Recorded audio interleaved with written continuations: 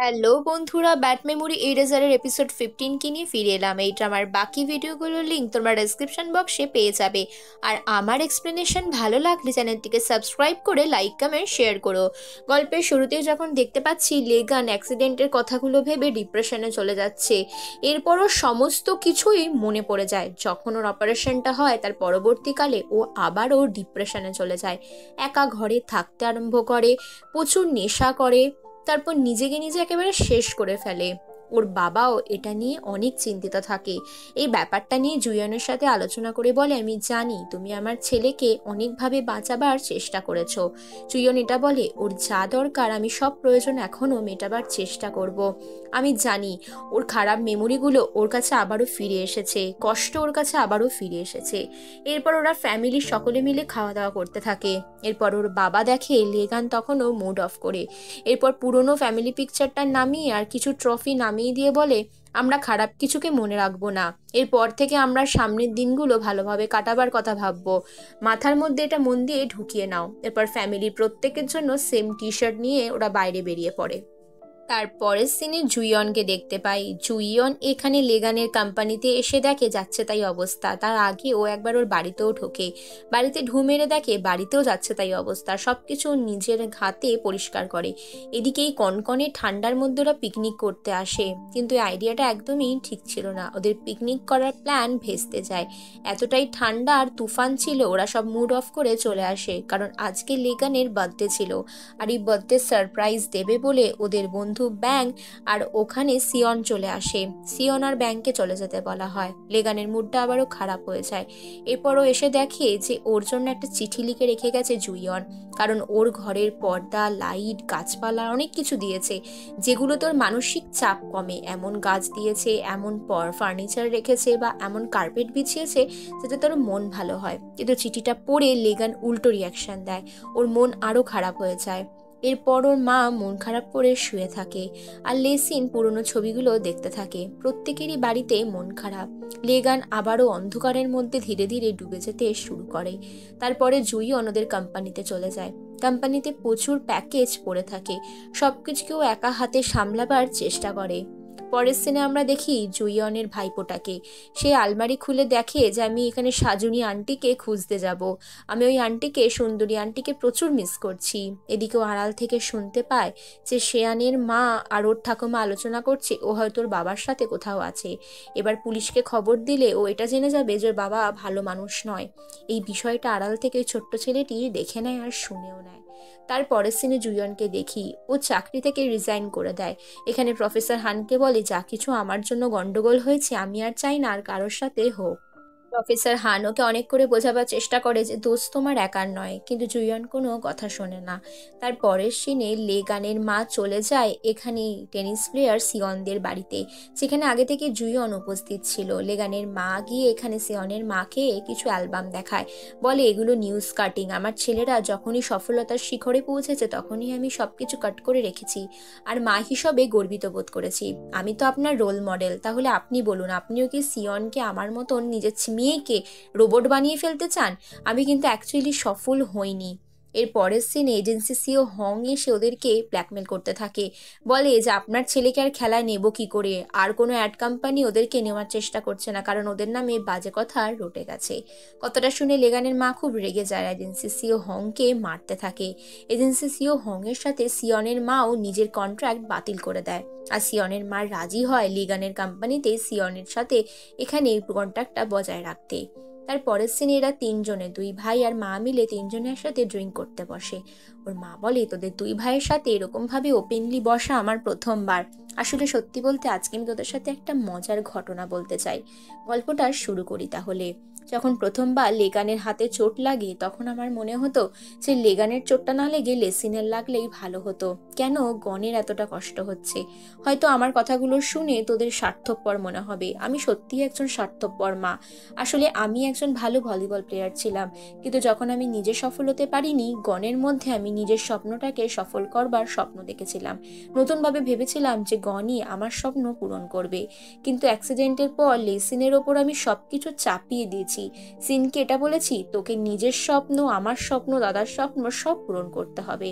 আড়াল থেকে ওর বাবাও কথাগুলো শুনছিল, আর চারজনে মিলে এখানে ইমোশনাল হয়ে যায়।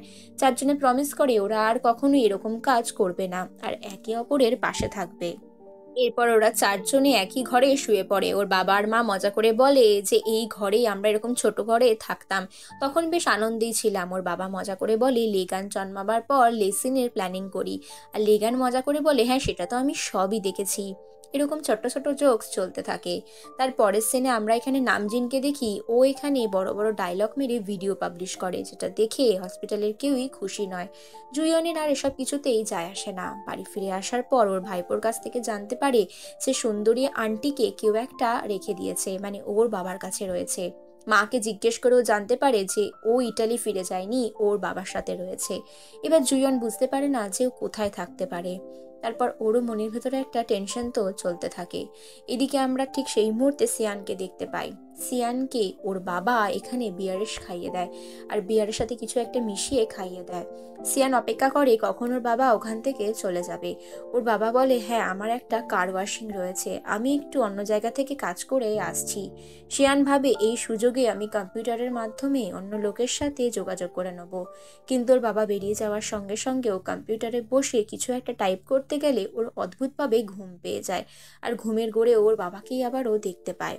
যখন ঘুম ভাঙে তখনও আন্ডারগ্রাউন্ডের ওই ঘরটার মধ্যে থাকে। ভয়ে ভয়ে সিয়ান যখন চোখ খুলে ওঠে দেখে পেছনে ওখানে লেসিনের ছবি, ওর ছবি, এমনকি জুইয়নের ছবি ওর রয়েছে। এটা দেখেও অবাক হয়ে ওর বাবাকে জিজ্ঞেস করে এগুলো কি।